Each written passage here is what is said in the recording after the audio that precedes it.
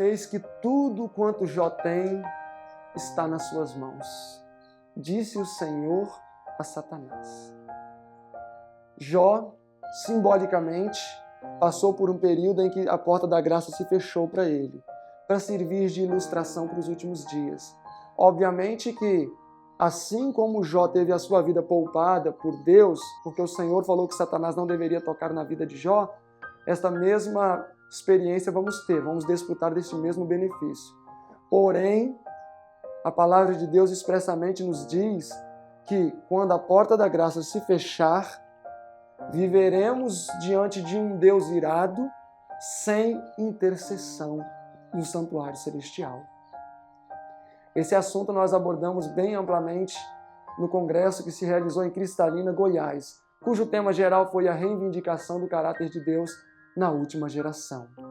O meu nome é Silverino Kiel, sou o fundador do IAG.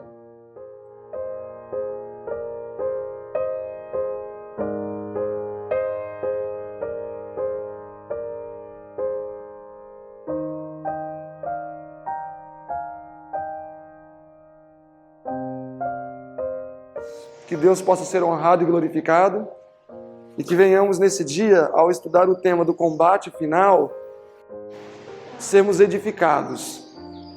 Porque todos nós temos uma missão.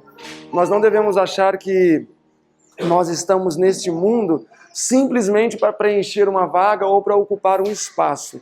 Se esse for o meu pensamento, seria um pensamento equivocado. Na verdade, cada ser humano que nasce aqui nesse planeta, Deus permite que assim aconteça para que ele desempenhe um papel muito importante no desenrolar do drama que tem sido apresentado ao longo dos séculos. Ontem nós estudamos sobre o selamento. Irmão, assim, não é uma marca ou um sinal visível, senão é a consolidação da verdade na nossa mente. A chuva serôdia, Testemunhos para Ministros, página 507, diz que não eliminará de nós os defeitos de caráter. Testemunhos para Ministros, página 507. Aqueles que esperam a chuva serôdia para repararem os seus defeitos de caráter, diz a irmã White, estão cometendo um erro terrível. Porque a chuva serôdia, ela cai para amadurecer o nosso caráter. Qual chuva tem a finalidade de fazer com que o nosso caráter seja formado? A chuva temporã. A chuva temporã. Na agricultura é do mesmo jeito. Você planta uma semente, vem as primeiras chuvas, que podemos dizer que seriam chuvas temporãs. E no final, quando já o grão está formado, quando já a espiga já está formada, vem a derradeira chuva, com o propósito de fazer o quê? Amadurecer aquele grão. Com o propósito de amadurecer. Então a chuva serôdia não tem o papel de eliminar defeitos do nosso caráter. Ela tem o papel de amadurecer o nosso caráter. Por isso que o selamento e chuva serôdia são coisas que acontecem meio que simultaneamente. Porque quando uma pessoa está selada, o seu caráter está consolidado e ela está pronta para receber a chuva serôdia. Que aí a chuva serôdia poderá amadurecer aquilo que já foi construído. Imagina só se uma pessoa que ainda seja muito fraca na questão da fofoca e recebe a chuva serôdia. Você já imaginou o quanto que ela poderia fofocar mais, imbuída pelo poder do Espírito Santo? Então isso não vai acontecer. A chuva serôdia cai para simplesmente estabelecer aquilo que foi formado. De que maneira? Através do amadurecimento. Quando uma planta desenvolve-se, forma o fruto está perfeito, vem as últimas chuvas e o amadurece. É possível aquele grão voltar a estágios anteriores? Acabou, né? Mas e se o grão estivesse mirrado e ele amadureceu? É possível ele voltar a estágios anteriores para ele robustecer-se? É impossível. Quando o milho amadureceu, quando ele já está amarelinho, duro, nada mais pode fazer ao seu favor para tirar ou agregar qualidade. Acabou. Ele vai ser aquilo que é. Ele não fica nem pior, mas também não vai ficar melhor. Então o mesmo acontece com o nosso caráter. Quando a chuva serôdia cai, nós não poderemos mais voltar a estágios anteriores. Não poderemos mais, ficou essa pequena aresta, vou voltar atrás. Não, o meu caráter precisa estar limpo antes da chuva serôdia cair, para que o grão amadureça de forma íntegra e perfeita. Abram comigo aí a Bíblia de vocês em Marcos, no capítulo 4, versos 26. E dizia, o reino de Deus é assim como se um homem lançasse a semente à terra. Verso 27. E dormisse ele, e se levantasse de noite ou de dia, e a semente brotasse e crescesse, não sabendo ele como. Verso 28. Porque a terra, por si mesma, frutifica. Primeiro a erva, depois a espiga, por último o grão cheio na espiga. E quando o fruto já se mostra maduro, mete-se logo a foice, pois a ceifa é chegada. Então notem que aqui o profeta coloca uma escala. Primeiro você faz o quê? Coloca a sementinha na terra. Depois a sementinha germina, brota. Depois que ela brota, ela produz erva. E aí logo depois vem a espiga. E depois a espiga cheia. E depois ela está madura, pronta para colheita. Eu pergunto para vocês, é possível a semente decidir não nascer? Ela pode decidir não nascer? Você prepara o terreno, aquele esterquinho, a aguinha e põe a semente ali. É possível a semente falar, eu não vou crescer? É possível ela decidir isso? Não. Está fora da capacidade de decisão da semente escolher ou decidir não nascer. É possível o nenenzinho ali, Daniel, ele tomar a decisão de não crescer mais? Eu não quero crescer, eu quero ficar desse tamanho, eu gosto. Queira ele, não queira ele, o que vai acontecer? Vai crescer. É obviamente que ali é uma ilustração do que representa o caráter do homem. Jesus está comparando o homem a uma planta. Da mesma maneira que a planta ou a criança não pode escolher não germinar ou não crescer, nós também não temos condições de impedir o nosso desenvolvimento, seja ele bom, seja ele mau. No final, sabem o que vai acontecer com o ser humano? Ele vai amadurecer, independentemente da minha decisão ou da minha escolha. Eu vou amadurecer. Agora, em que eu posso interferir? Na qualidade do meu grão. Amadurecer, todos nós vamos, no alto clamor. Porém, alguns vão amadurecer para o mal, e outros vão amadurecer para o bem. A irmã White diz aqui nesse livro, Maranata, o Senhor logo vem, na página 255. Ela fala assim, quando soar a mensagem do anjo de Apocalipse 18, que é o alto clamor, a irmã White fala, todos os elementos da natureza vão ser despertos, sejam bons, sejam maus. Então aquela pessoa que nutre uma única nódoa de caráter na sua vida, e cai a chuva serôdia, ela vai ser despertada. Porém o seu caráter vai amadurecer para o bem ou vai amadurecer para o mal? Vai amadurecer para o mal. Hoje talvez nós ouvimos algumas histórias que nos comovem até mesmo a alma. Mas naquele grande dia, quando o nosso caráter amadurecer, nós vamos perceber que essas coisas vão ser praticadas sem nenhuma dor na consciência. Lá no Espírito Santo, aconteceu um caso de um moço que se casou com uma jovem e tiveram um filho. E ele era pequenininho, tinha 3, 4 meses. E ele chorava muito à noite. O cara chegava da roça, em casa cansado, e aquela criança chorando a noite toda. Bebia leite, né, de vaca, essas coisas, dava gases, essas coisinhas assim de criança. E aí a mãe ia lá, tentava fazer a criança parar de chorar, e aquele pai ficava muito irritado. E aí teve um dia que ele falou assim para a mãe, não, deixa que hoje eu vou lá, para fazer a criança parar de chorar. E aí o pai se levantou e foi. E a mãe permaneceu deitada. Aí a mãe só escutou um barulho, uma pancada e um gemido assim, né? Algo assim. E ela correu para ver o que é. O pai tinha pegado a criancinha pelas 2 pernas e foi na canto da parede assim, deu com a cabeça da criança. Pá! E aí a hora que a mãe chegou, ele já estava dando pela 2ª vez. Como era uma criança muito pequenininha, então isso aqui espedaçou tudo na primeira vez. Morreu instantaneamente. O pai fez isso. O pai fez isso. E talvez nós, como pais, hoje pensamos, jamais eu teria coragem de fazer uma coisa dessa, nem com animal, quem dirá com o filho. Quem dirá com o filho.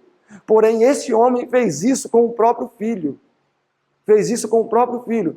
Por quê? Aquele homem está tendo seu caráter amadurecido para o mal. Mas nós não estamos livres disso. Por que não? Porque se no meu caráter tiver qualquer nódoa de pecado, quando a chuva serôdia cair, o que é que vai acontecer com o meu caráter? Ele vai amadurecer para o mal.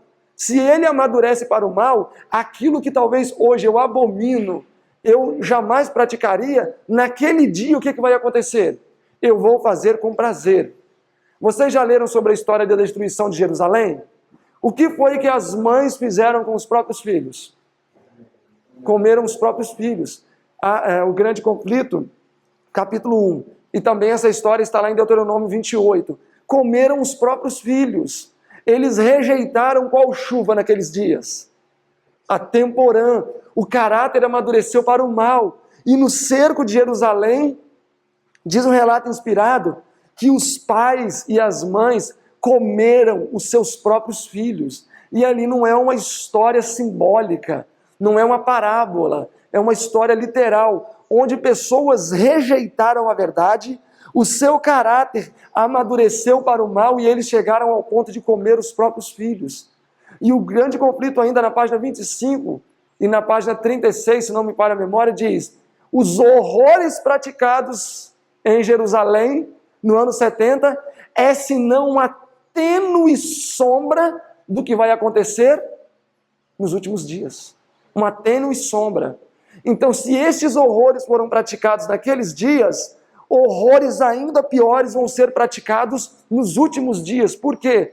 Porque nos últimos dias, o amadurecimento do caráter vai ser mais intenso por causa da chuva serôdia, que é mais intensa do que a chuva temporã. Então, se hoje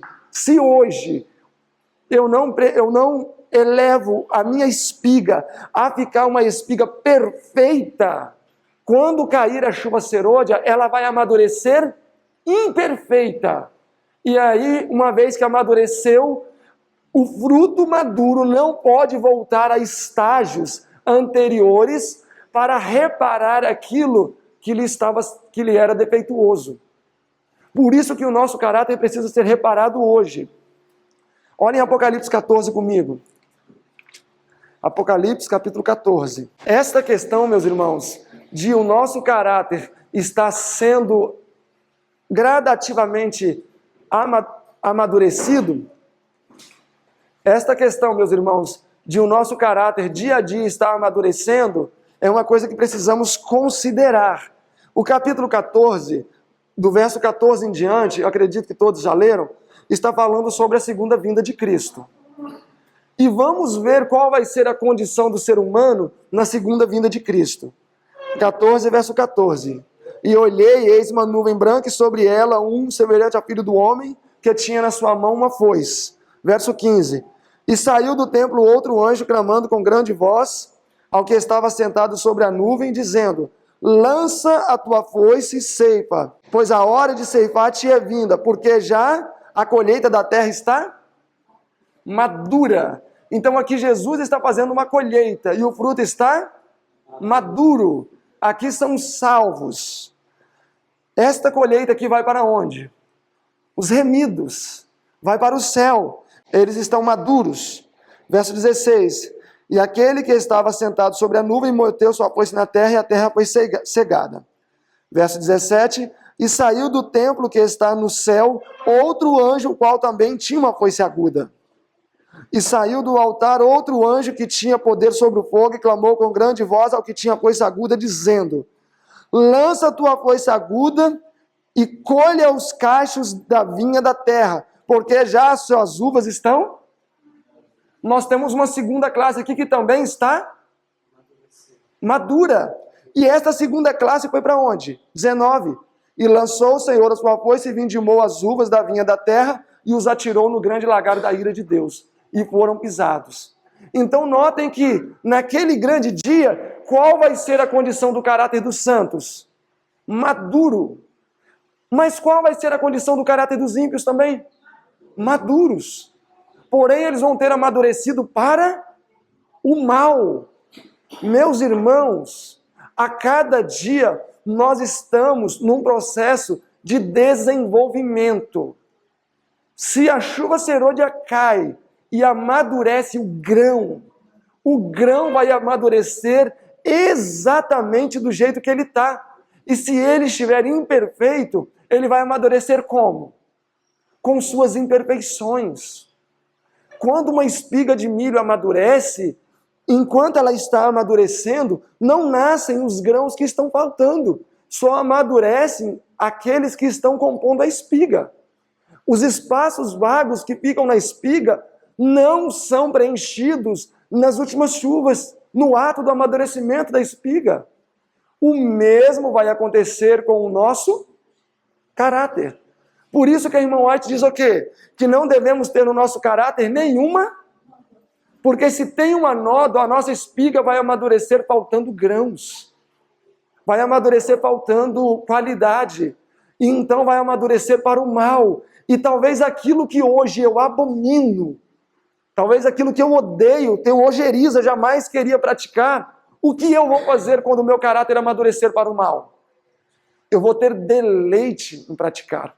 Eu vou ter desejo em praticar. Porque na mesma intensidade que os santos vão desejar servir a Deus, os ímpios que tiverem o seu caráter amadurecido para o mal, vão querer servir a Satanás.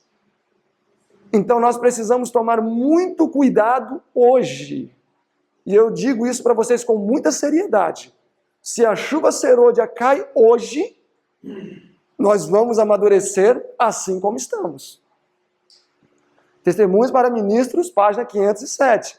Aqueles que esperam a chuva serôdia para que sejam eliminados do seu caráter os defeitos, estão cometendo um erro terrível. Porque a chuva serôdia não vai eliminar esses defeitos. É a chuva temporã que tem esta função, que tem este papel. Quando a chuva serôdia cai, ela só vai amadurecer o que está ali. Você faz a sua lavoura de milho. Vem as primeiras chuvas, vai caindo. A espiga já está no auge para o amadurecimento. Vem a chuva tardia, ela não está preocupada com a qualidade da espiga.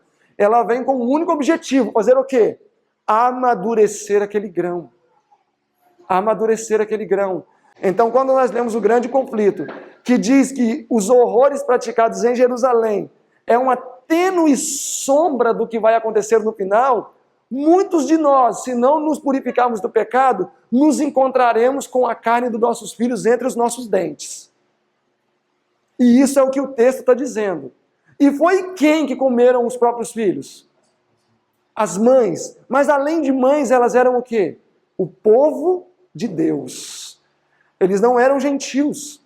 Eles eram o povo de Deus. Deuteronômio 28, remetendo a esta profecia, diz: as mães eram tão delicadas e mimosas que não gostavam de botar nem o pé no chão, mostrando a singeleza daquelas mães. Porém, quando faltou tudo no cerco, o olhar dessas mães se tornou maligno e comeram os seus próprios filhos cozidos às escondidas. Então, aqueles que toleram no menor grau um defeito de caráter, sem buscar o auxílio de Deus, cai a chuva serôdia e nós vamos amadurecer. E naquele grande dia, quando a porta da graça se fecha, nós vamos ter nos tornado verdadeiros demônios. A irmã White fala que muitas pessoas serão como demônios a caminhar sobre a terra. Como demônios a caminhar sobre a terra. E estes pode ser um de nós, se nós tolerarmos que a nossa espiga amadureça faltando um único grão. Porque a chuva serôdia não vai ter o objetivo de colocar grão ali, não. O grão já tem que estar ali, já tem que estar posto ali pela chuva temporã, que está disponível desde o ano 31 até hoje, pois é uma estação. Então, meus irmãos, nós temos que nos atentar que, queira nós ou não queira, nós estamos num processo de desenvolvimento, caminhando para o quê? Para maturação. Seja para que o nosso caráter amadureça para o bem, ou seja para que o nosso caráter amadureça para o mal. É um processo que me enche de medo a alma. É um processo que me enche de medo a alma. Porque não existe um ponto neutro. O pé de milho, ele vai nascer. Ele vai crescer. Ele vai dar espiga. E inevitavelmente ele vai amadurecer. E é isso que vai acontecer com o nosso caráter. Eu queira, eu não queira. Ele vai amadurecer. Meus irmãos, isso deveria gelar as nossas almas. Vocês já pararam para pensar se o nosso caráter amadurece para o mal? O quanto nós vamos fazer, na verdade, maldades até com os que estão mais perto de nós? Porque no passado a mãe comeram os próprios filhos cozidos. Os pais também comeram os próprios filhos cozidos. Isso aconteceu em Samaria. Esta é uma profecia séria, por quê? Porque em Samaria, leiam depois, 2 Reis, capítulos 6 e 7, porque ali diz, quando Samaria foi destruído, que as mães comeram os próprios filhos. Quando Jerusalém foi destruído pela primeira vez em 586, Jeremias 52, leiam Lamentações 3 e 4, porque ali diz que as mães também comeram os próprios filhos. No ano 70, segunda destruição de Jerusalém, novamente eles se deparam com a profecia. E lá estava o povo de Deus fazendo o quê? Novamente comendo o povo de Deus, os seus próprios filhos. Por negligência. Pois em ambas as situações, Deus advertiu previamente para que eles se preparassem para aquele imprevisto. E eles não se prepararam. No ano 70, Deus disse, saiam da cidade e vão para o campo, pois essa cidade vai ser destruída. O povo recusou ouvir. E lá no ano 70, novamente estava o povo devorando a carne dos próprios filhos. E em sua misericórdia, Deus faz menção novamente a isso. Olhem só. Grande conflito, página 25. A profecia que ele proferiu era dupla em seu sentido. Ao mesmo tempo que prefigurava a destruição de Jerusalém, representava igualmente os terrores do último dia. Na página 36, repete a mesma ideia. A profecia de Jesus relativa aos juízos que deveriam cair sobre Jerusalém há de ter um outro cumprimento, do qual aquela terrível cena foi senão uma tênue sombra. Os horrores praticados em Jerusalém foram tão terríveis e objetáveis que mesmo os romanos não podiam tolerar. E o texto diz que aquilo foi uma pálida sombra do que será. Pois a chuva serôdia vai amadurecer o nosso caráter com mais intensidade do que a temporã. E aí, meu irmão, vai ser involuntário eu praticar as piores abominações que se pode hoje mencionar. Então nós temos uma grande obra pelo nosso caráter, para não amadurecermos para o mal. E Apocalipse 14 diz o quê? Que os bons e os ruins vão estar maduros. Vão estar maduros. Uns amadureceram para a iniquidade, outros amadureceram para a bondade e a santidade. Que possamos estar juntos com aqueles que amadureceram para o bem, né, e não para o mal. Por isso, meus irmãos, que o Senhor deseja que hoje exista pessoas que estejam com um caráter perfeitamente adequado para receber a chuva serôdia, dar início ao alto clamor e assim desencadear os eventos finais que estão diante de nós. Eu gostaria de convidar vocês agora para avançarmos ainda nessa linha de raciocínio, mas vendo qual vai ser a nossa missão quando estes eventos começarem a acontecer. Quando nós tivermos que lutar para vindicar o caráter de Deus e contribuir no máximo possível para que o caráter dos nossos irmãos e dos sinceros que estão em Babilônia não amadureça para o mal. Pois estas pessoas só vão receber a chuva serôdia, o refrigério do Espírito Santo, se nós, como adventistas fiéis, desencadearmos este processo. Zacarias 14 diz isso, que se os filhos da terra, se referindo a Jerusalém, não subirem para adorar, não vai vir sobre eles as chuvas. E também não virá sobre os egípcios, representando os de Babilônia. Virá sobre eles as pragas. Então, para desencadear o alto clamor, é necessário ter um povo preparado. A chuva serôdia, então, começa a cair. E aí, Apocalipse 18, verso 1. E depois dessas coisas, vi voar pelo meio do céu outro anjo, que tinha grande poder e glória, e a terra foi iluminada. Alto clamor. E aí sai dela, povo meu. Os fiéis que estão em Babilônia vão se ajuntar ao remanescente fiel para fazer o quê? Conduzir Azazel ao deserto. Que é o que nós vamos ver agora. Levítico capítulo 16. No ritual judaico existiam 7 festas principais. A Páscoa, que acontecia no dia 14, à tarde. O cordeiro era morto. Depois iniciava-se, juntamente com a Páscoa, a festa dos pães ázimos. Alguns dias depois, então, a festa das primícias. Depois, o Pentecostes. Depois, a festa dos Pentecostes. Depois, a festa das trombetas. Depois, o dia da expiação. E depois, a festa dos tabernáculos. A primeira festa representava a morte de Jesus, o Cordeiro.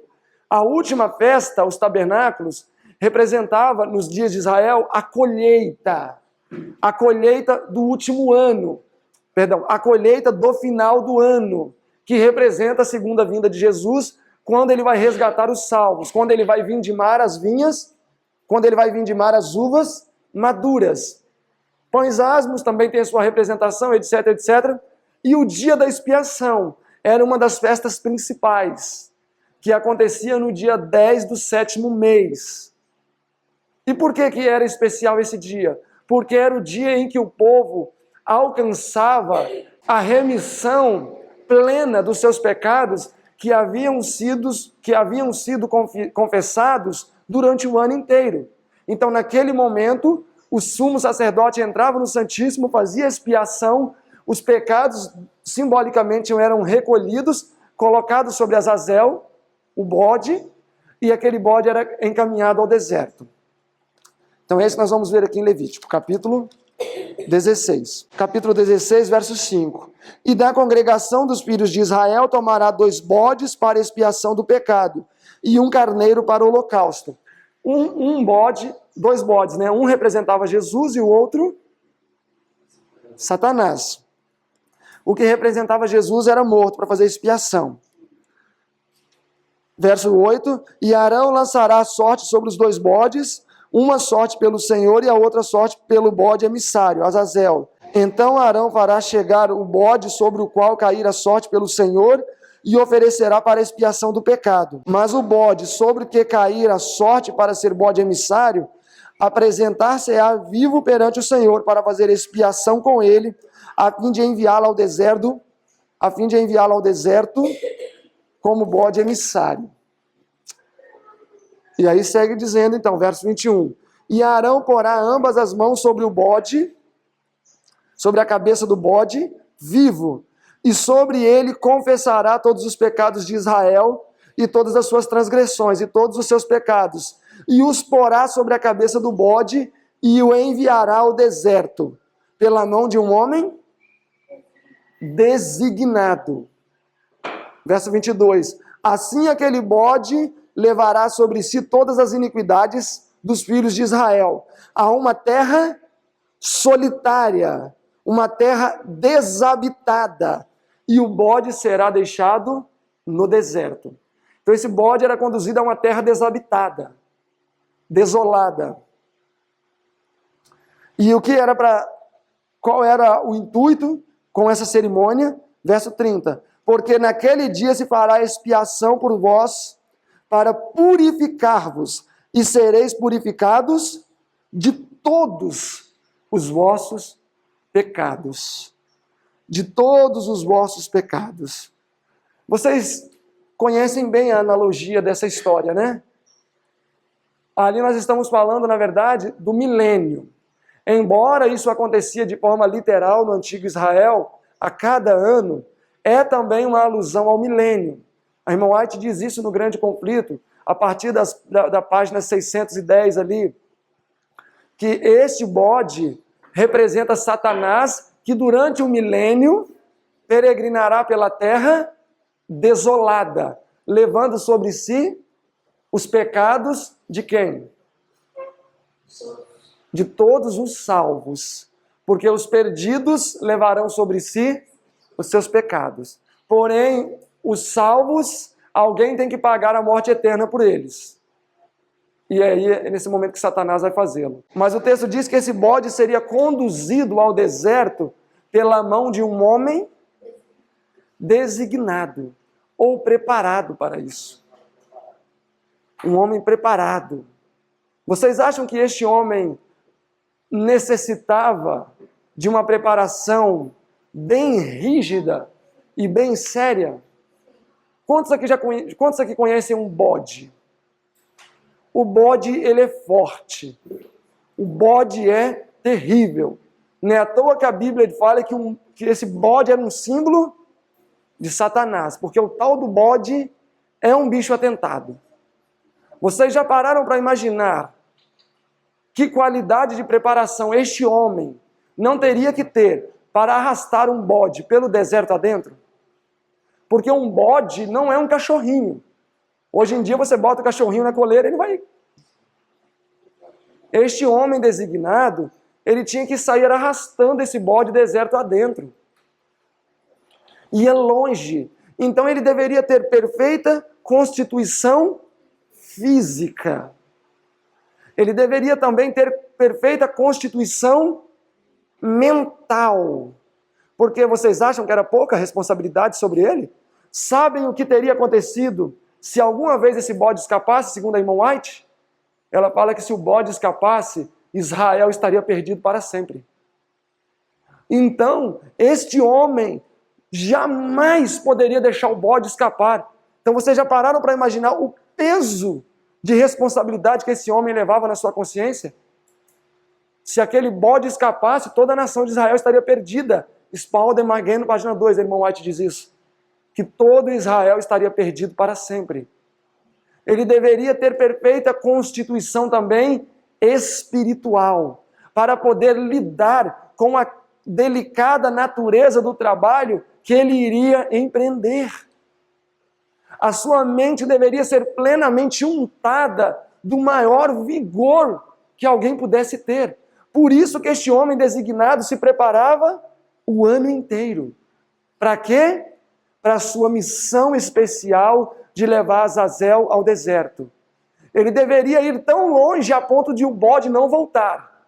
Porém, ele voltaria. O deserto é um habitat mais peculiar a um bode ou a um homem? Ao bode. O bode ficava para lá, mas o homem voltava.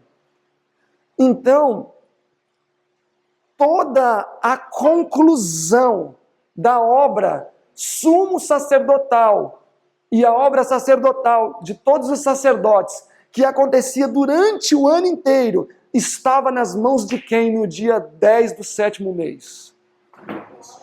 Do homem designado. Se esse homem designado falhasse, ele estaria fazendo o quê? Com o trabalho de todo um ano daqueles homens, jogando por terra. Ele estaria fazendo o quê? Com a nação que eles haviam intercedido? Destruída. Então este homem deveria ser um homem perfeitamente preparado para essa missão. A obra do sumo sacerdote, que acontecia no dia 10 do 7º mês, teria alguma serventia sem a missão do homem designado? Teria? Não prestaria para nada. Se ele confessasse os pecados sobre a cabeça do bode e deixasse o bode andando pelo acampamento, teria tido alguma função a obra ministerial dele? Não. Então, quem é que coroa a obra do sumo sacerdote com êxito? O homem designado. E de que vale a obra do sumo sacerdote sem o homem designado? Nada. Então nós concordamos que este homem designado era extremamente importante? Sim. Concordamos também que sem a obra do homem designado, a obra do sumo sacerdote não ia valer para nada? Não ia ter sentido.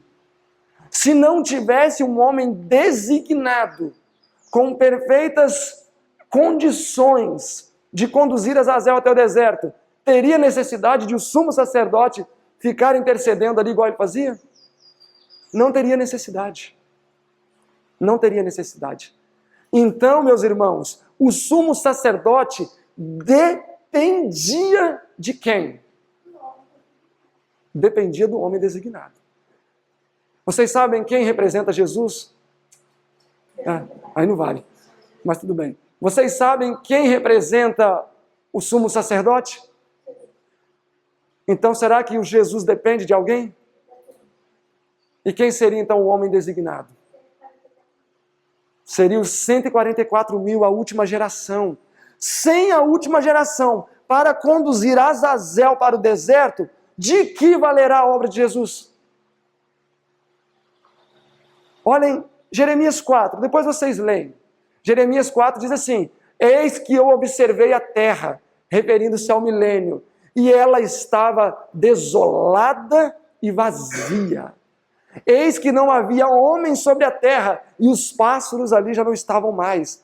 Então, descrevendo a terra, é o mesmo cenário que foi descrito em Levítico 16, circunstancialmente, para onde seria levado Azazel. Então, durante o período do milênio, esta terra, circunstancialmente falando, vai ser o deserto para onde será conduzido Satanás, que representa o bode Azazel. Então, da mesma maneira que o homem designado conduzia o bode emissário para o deserto, a última geração, com sua fidelidade, vai conduzir Satanás para onde? Para o deserto, o milênio. Para Satanás ir para o milênio, onde ele vai ficar preso, o que é necessário acontecer antes? Tem que existir uma preparação para que Jesus volte, retire os seus daqui, todos os humanos que ficarem vão morrer e ele vai ficar sozinho. Então, a preparação do remanescente, a vitória sobre o pecado, é uma maneira de nós conduzirmos quem para o deserto?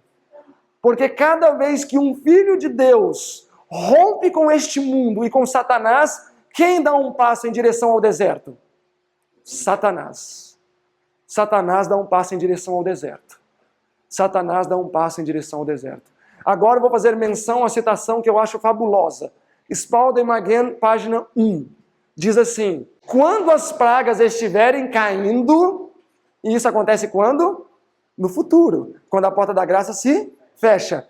Quando as pragas vi que quando as pragas estivessem caindo, Azazel estaria sendo conduzido ao deserto. Então a fidelidade dos 144.000 conduz Azazel para o deserto. E vi então, enquanto as pragas caíam, que Azazel era conduzido ao deserto. E ele dava poderosas marradas para fugir. Porém, o braço que o segurava era forte e não permitiu que ele escapasse. Vi também que demoraria tempo até que Azazel fosse conduzido ao deserto. Então, o que seriam as marradas que Azazel estaria dando para escapar? Será que os 144 mil vão laçar ele com uma corrente e sair arrastando? Porque os demoniados de Gadara faziam o que com as correntes? O que Satanás poderia fazer para efetuar a sua fuga? Ok? Mas como seria essa luta? Tá! Pum! A gente não ia aguentar com ele. Tentação, né? Mas aí, para ele alcançar a sua fuga, ele teria que fazer o quê? Vi que se Azazel escapasse, Israel estaria perdido para sempre. Como que ele escaparia? Se ele levasse alguém ao pecado. Porque se ele leva alguém ao pecado, está provado. Não pode ser guardada. E aí, irmão White diz que ele faz o que com esse reino? Que ele conquista o reino perpetuamente e seremos da jurisdição de Satanás pela eternidade. Então, as marradas que ele dá é justamente o tempo de angústia, tentando os 144 mil ao pecado. E se algum deles peca, Israel está perdido para sempre. Por quê? Porque o plano da redenção vai ter se demonstrado falho. E aí ele obtém a vitória. Por isso que o texto diz que ele dá marradas para escapar. Que ele luta para escapar, porém o braço que o sustenta é forte. E qual é o braço ali que está carregando ele? Os 144 mil, um homem designado. Se o homem designado falha, o que ele estará fazendo com o ministério de Cristo que perdurou desde 1844? Vai valer de nada. E aí só me resta uma dúvida. Se Satanás conquista esse reino, porque a irmã fala assim, vi que se ele escapasse, Israel estaria perdido para sempre. E ali não é Israel literal. Ali está se referindo à humanidade aqui. Estaria perdido para sempre. Hebreus 11:40 diz também, mas Deus provendo alguma coisa melhor para nós, para que ele, sem nós, não sejamos aperfeiçoados. Se a última geração falha, o que nós vamos fazer então com Enoque, que já está no reino superior? Porque ele é desse reino aqui. O reino original dele é aqui. Então a missão dos 144 mil, não entrando no mérito se é literal ou simbólico, é se preparar para serem o homem designado, que há de conduzir Satanás para o deserto. À medida que eles vão se mantendo fiéis em meio às turbulências dos últimos dias, é Satanás sendo conduzido para o deserto. E quando alcançamos o milênio, Jesus volta, né? No início do milênio, Jesus volta. Ele não conseguiu fazer ninguém pecar e ele vai estar no deserto para sempre, então. Ou pelo menos até o final do milênio. Então, meus irmãos, a nossa missão é a missão do homem designado. Por isso, o dia que se chama hoje, nós precisamos fazer o quê? Nos preparar. E aí nós devemos nos perguntar, estamos nós preparados para sermos o homem designado? Hoje Deus não espera que saiamos para a academia para ficarmos musculosos, para puxar um bode. Ele quer ver musculosos espirituais. Ele quer ver homens fortes espirituais, que tenham resistência mental e espiritual para, assim como o homem designado, conduzir Azazel para o deserto. Pois sem a obra dos 144 mil, o trabalho de Cristo é inútil, é vão. Porque quando ele diz está consumado, e sai, quando ele diz está consumado e sai do Santíssimo, simbolicamente ele está colocando os pecados sobre a cabeça de quem? Satanás. Mas se não tem ninguém aqui para conduzir Satanás ao deserto, de que valerá a obra de Cristo no santuário? Ele precisa de súditos e precisa de colaboradores. Sem a última geração, a obra de Cristo vai estar desfalcada, incompleta, porque nós formamos uma equipe. Ele está fazendo a parte dele lá em cima. Nós estamos cumprindo a nossa parte aqui embaixo. Porém, se houver negligência de ambas as partes, uma vez que somos uma equipe, compromete o todo. Compromete o todo. Por isso que a irmã White diz, vi que se ele efetuasse a sua fuga, Israel estaria perdido para sempre. E no período das pragas, nós vamos estudar à tarde, que não vai ter mais intercessão. Nós vamos ser deixados à nossa própria sorte. Na verdade, é isso que vai acontecer. E aí o que Satanás vai fazer? Aproveitar as circunstâncias. Ele vai levar, nesse período, as pessoas a tentações tão terríveis que só a misericórdia de Deus realmente para que essas pessoas possam suportar. Porque ele vai tentá-las com muita intensidade. E, meus irmãos, na verdade, tem uma frase que muita gente não gosta, né? Mas Deus apostou o seu trono na mão dos 144 mil. Ele se comprometeu dessa maneira. Ele se comprometeu dessa maneira. Porque vocês já pararam para imaginar, se o homem falha, o vexame que vai ser para Deus diante de todo o universo, sabe-se lá o que pode acontecer. Por quê?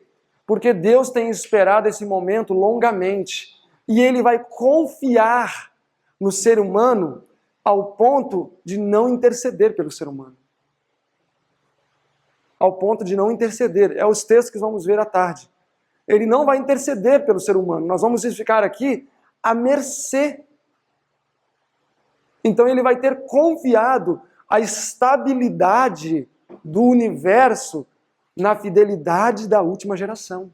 E a irmã White até fala que nesse momento os santos vão achar muitos vão achar que foram abandonados. Que foram abandonados por Deus, que Deus já não olha mais por eles. Vai ser uma prova muito grande que eles vão enfrentar. Agora, obviamente, o Espírito Santo nunca vai sair do nosso coração, né? Porém, ele só não vai interceder por nós. Vai estar conosco, não vai permitir que sejamos mortos, né? Mas não vai haver mais intercessão, porque não tem ninguém lá em cima para receber a intercessão. Mas a coisa é muito séria. Meus irmãos, então que Deus possa nos abençoar. Já chegamos aqui ao final dessa parte. Mas eu quero que vocês especialmente permaneçam com dois aspectos principais na mente de vocês. O primeiro é que se nós queiramos ou não queiramos, o nosso caráter está em processo de amadurecimento. Seja para o bem, seja para o mal. E o segundo aspecto é que nós temos a missão de conduzir Azazel ao deserto. Temos que colaborar com o sumo sacerdote. Senão o trabalho dele vai ser inútil. Encorajo vocês a avançarem estudando o assunto, tá? Vamos nos colocar de joelhos. Santo Deus, maravilhoso Pai que habita nos altos céus, queremos lhe agradecer pela oportunidade que o Senhor nos brindou de estudarmos um pouco mais a sua palavra e como foi propício saber que o nosso caráter está amadurecendo e que urgentemente precisamos definir que qualidade de fruto amadurecerá. Ajuda-nos, querido Pai, a lavrar o nosso caráter, talhar cada aspecto da nossa vida para que venhamos a amadurecer para o bem. Ajuda-nos, Senhor, a sermos verdadeiros soldados, habilitados para conduzirmos Azazel ao deserto. Ser com cada um de nós, querido Pai. É o que rogamos em nome de Jesus. Amém.